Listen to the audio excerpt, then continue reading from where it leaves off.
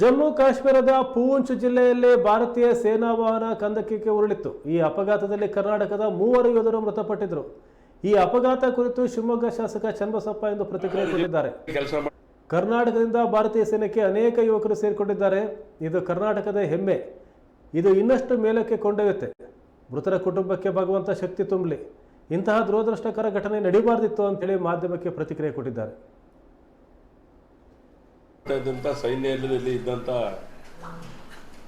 ಸೈನಿಕರು ಅಪಘಾತಕ್ಕೀಡಾಗಿ ದೊಡ್ಡ ಕಂದಕಕ್ಕೆ ಬಿದ್ದಂಥ ಪರಿಣಾಮ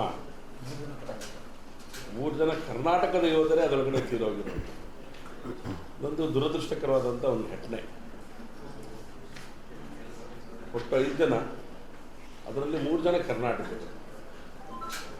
ನಾವು ಹೀಗೆ ಮಾತಾಡ್ತಾ ಇರೋಂಥ ಸಂದರ್ಭದಲ್ಲಿ ಕರ್ನಾಟಕದಿಂದ ಸೈನ್ಯಕ್ಕೆ 8 ಜನ ಹೋಗಿರುವಂಥದ್ದು, ಕೊಡುಗೆ ಕೊಟ್ಟಿರುವಂಥದ್ದು ಎಷ್ಟು ಥರದ ಸಂಗತಿಗಳಿದೆ ಅನ್ನೋದನ್ನು ನಾನು ನೆನಪು ಮಾಡ್ಕೊಳ್ತಾ ಇದ್ದೀನಿ.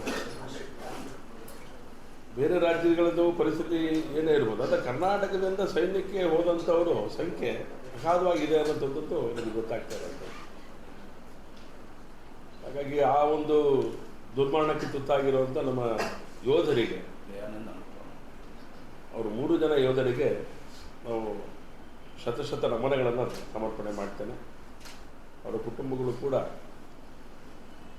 ಧೈರ್ಯವನ್ನು ತಂದುಕೊಂಡು ಮುಂದೆ ಆಗಬೇಕಾಗಿರುವಂಥ ಮನೆಗೆ, ಕುಟುಂಬಕ್ಕೆ ಇನ್ನೊಂದಷ್ಟು ಸಂಗತಿಗಳನ್ನು, ಬೆಳವಣಿಗೆಗೆ ಬೇಕಾಗಿರುವಂಥ ಎಲ್ಲ ಸಂಗತಿಗಳನ್ನು ಜೋಡಿಸ್ಕೊಳ್ಳಿಕ್ಕೆ